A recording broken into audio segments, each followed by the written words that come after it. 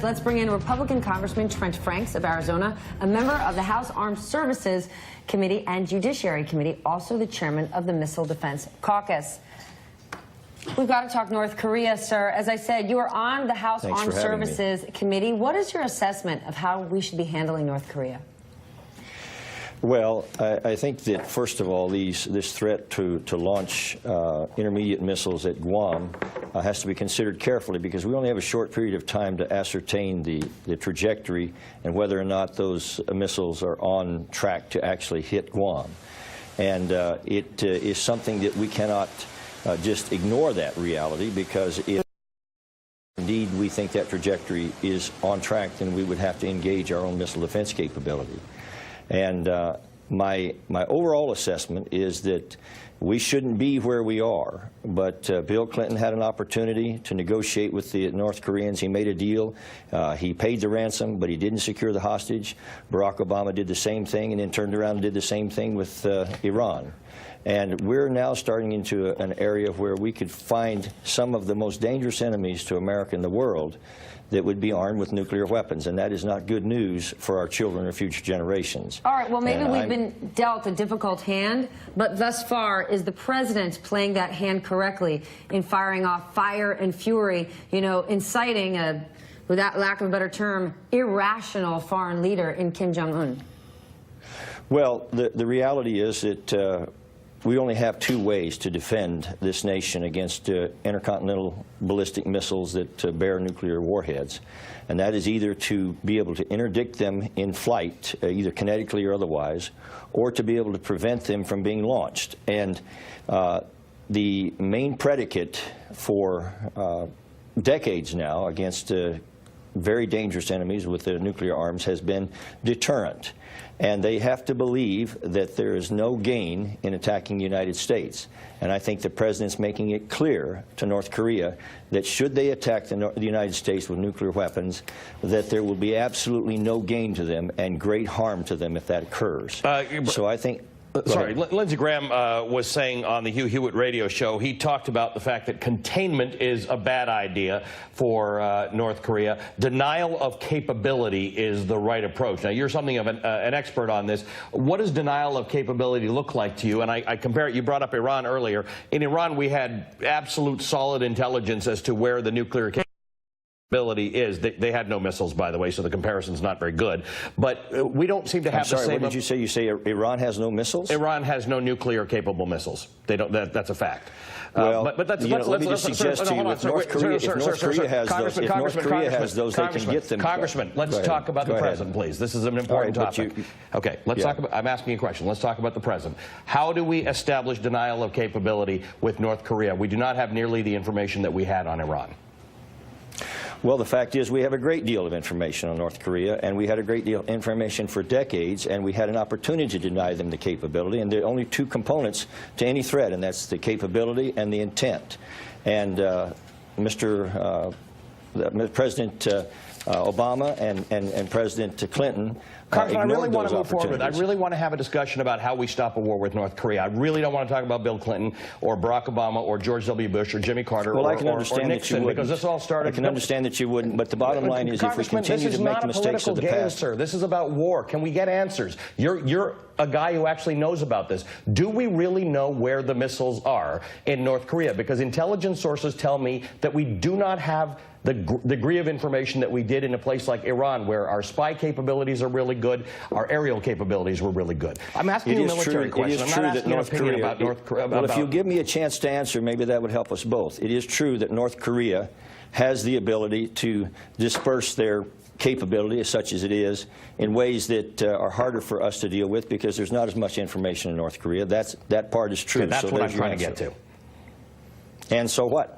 So the fact is, when we talk about denial of capability, which goes back to the question I asked about 2.5 minutes ago, when Lindsey Graham says that denial of capability should be that ship has sailed. That ship has sailed. What we have to do now is to try to deter their intent.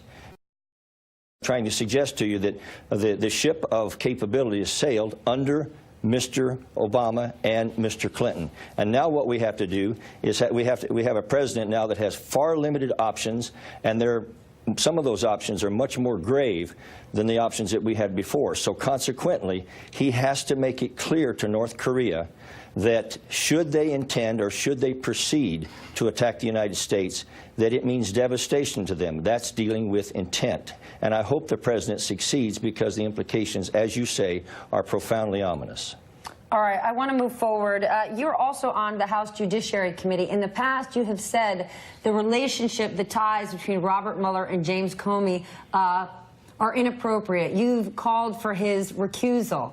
At this point, do you still feel that way? I mean, we're 16 deep in terms of how big his team is. We've now learned of this raid of Paul Manafort's home the day after Paul met with government officials in Washington. What is your position on this now? Well, I continue to hold the same position. I was against the counsel in the first place being appointed, because I was convinced, as I said so at the time, that it would go off the rails, and certainly it has. In terms of recusal, it's not so much me calling for recusal, even though I do with great conviction.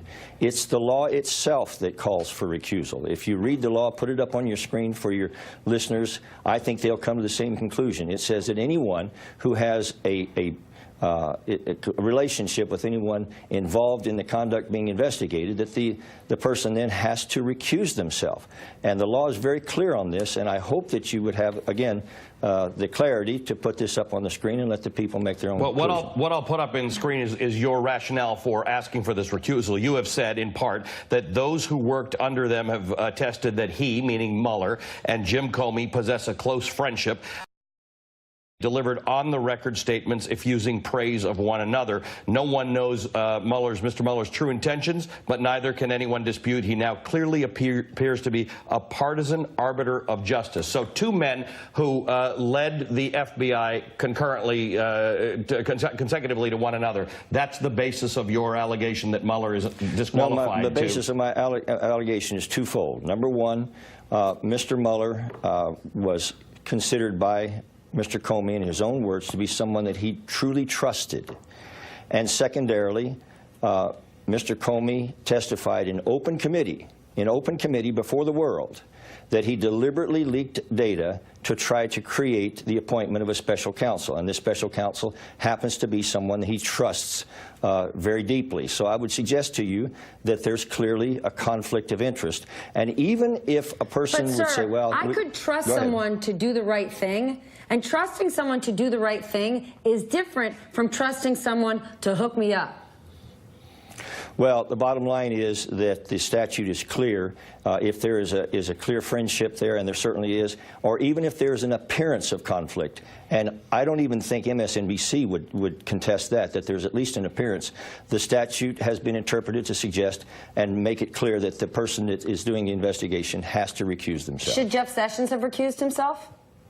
I think he probably made a mistake. I have a great deal of respect for Jeff Sessions, but the effect of that recusal was then to put the president in direct line of fire. So Jeff Sessions shouldn't have recused himself. He campaigned with Donald Trump. The campaign was under investigation. So Jeff Sessions shouldn't have, but Robert Mueller should have? That's the logic? That's the logic, yes, sir. Okay. Just want to make sure we had you on that. All right, sir. I want to make it clear that I think that what Jeff Sessions did, he did so in an abundance of decency. He was trying to go beyond the call of duty. I think oftentimes people like himself are subject to kind of being victims of their own decency. But the reality is the effect of that. In your mind, Robert Mueller's not the effect of that. The effect of that was to leave Donald Trump open to partisanship That logic is very sniping. difficult, Congressman. That's just very hard to understand. I don't understand why Jeff Sessions shouldn't have, but Robert Mueller should have. It doesn't make any sense. All right, Jeffrey Beauregard Sessions. We're going to leave it there. Thank you so much.